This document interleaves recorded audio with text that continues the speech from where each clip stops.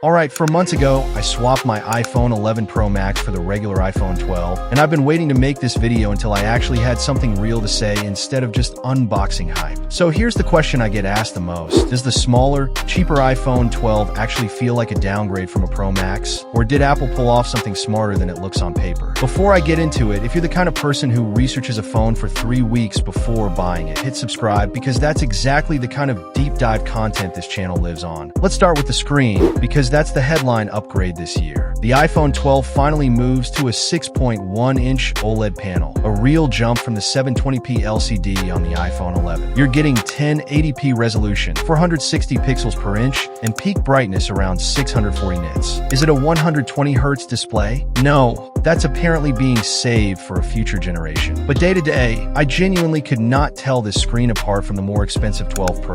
HDR10 content looks great across Netflix, Prime Video, and YouTube, and colors come out accurate without needing to touch a single setting, since Apple calibrates these panels at the factory. Now, coming from a Max-size phone, I expected to miss the extra real estate. I didn't. Within hours, this size felt natural for gaming, watching shows, and using the phone one-handed. The notch is still the notch, though, and 4 generations in, it's still eating into your video real estate. I can live with it, but I won't pretend it isn't dated. Let's talk Face ID for a second, because it's easy to overlook after using it for years. It's fast, it's consistent, and it hasn't failed me once. Sunglasses, weird lighting, none of it trips it up. That reliability matters more than people give it credit for. Here's where things get more interesting: performance and battery. The A14 chip is fast, no lag, no stutter. Games run beautifully. But let's be honest about what that actually means. If you're coming from an iPhone 11 Pro or an XS, you're not going to feel a dramatic leap here. The real additions are 5G and more RAM, not raw, everyday speed. That's worth knowing before you assume this is some massive generational jump. Battery life is where I had to adjust my expectations. My old Pro Max gave me a day and a half to 2 days. The iPhone 12 gets me about 28 to 30 hours before hitting 10%. That's a real trade-off for the smaller body. And if all-day plus battery is your priority, that's something to weigh carefully. Charging is a mixed bag too. The 20-watt wired adapter gets you to 60% in half an hour, which is solid and honestly all most people need. MagSafe, though,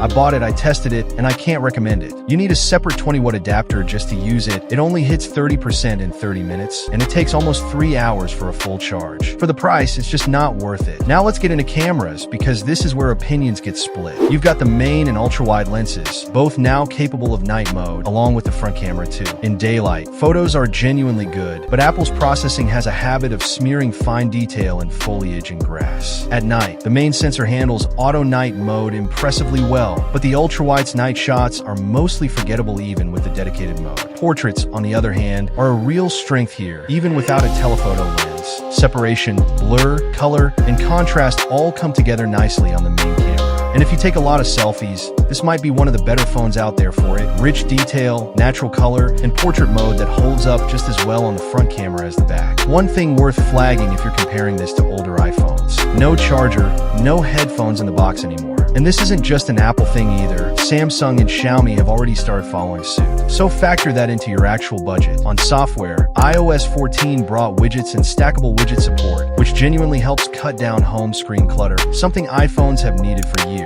The smart rotation feature on stacked widgets, though, rarely picks what I actually want to see. Minor annoyance, not a deal breaker. So, for months in, who should actually buy this phone? If you want a modern OLED display, reliable Face ID, strong daylight photography, and solid portrait and selfie performance, and you're upgrading from something like an iPhone XR or older, this is a meaningful jump. If you're coming from an iPhone 11 Pro or 11 Pro Max, temper your expectations on raw performance and battery life, since you're side grading more than upgrading in those areas. And skip the MagSafe charger. Just skip it. If this kind of honest, no hype breakdown is useful to you, subscribe so you don't miss the next one. Thanks for so much watching. Guys, see you next time.